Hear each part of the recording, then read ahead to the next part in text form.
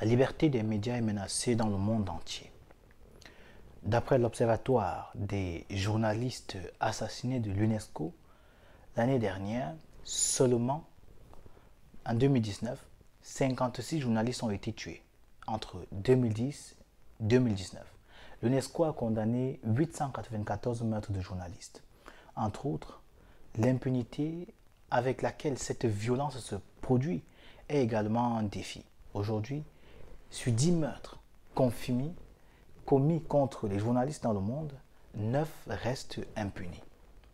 Par ailleurs, les reportages indépendants sont aussi réduits au silence par d'autres types de violations telles que le harcèlement, l'absence de règles juridiques protégeant la liberté d'expression, des pressions et intimidations économiques, parmi lesquelles des actions juridiques disproportionnées et spécieuses, imposant le fardeau économique de la défense aux journalistes et aux médias.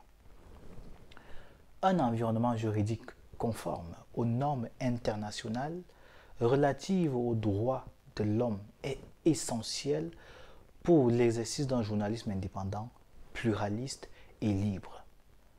Un environnement qui fasse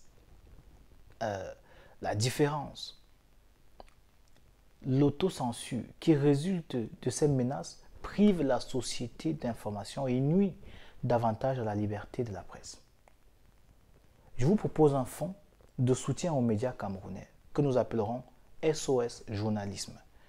Un fonds programme multidonateur mis en place pour, dans le but de renforcer la protection des médias et d'améliorer l'accès des journalistes à une assistance juridique spécialisée. Son domaine spécifique est celui-là de la défense financière et juridique, et des parties sont en fait soutenues par des activistes dans la mesure où, sur le plan principal, nous allons favoriser la coopération juridique internationale ainsi que le partage et la mise en œuvre de bonnes pratiques afin de promouvoir la défense juridique des journalistes attaqués.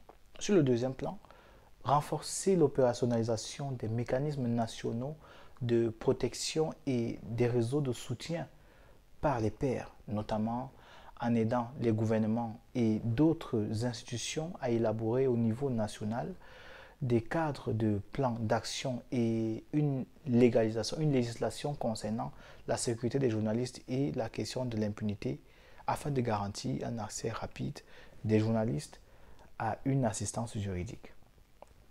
Renforcer aussi leur défense et améliorer les conditions de sécurité.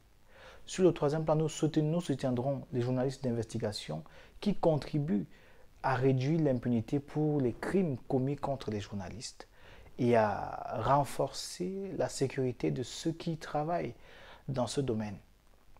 En quatrième plan, renforcer les structures servant à favoriser le contentieux stratégique afin de protéger les environnements où le cadre juridique est propice à un écosystème médiatique indépendant et libre, pluraliste aussi. Ce fonds pour la défense des médias est donc de façon conjointe mis en œuvre par les journalistes de la diaspora et des partenaires de mise en œuvre spécialisés, notamment via un mécanisme de subvention.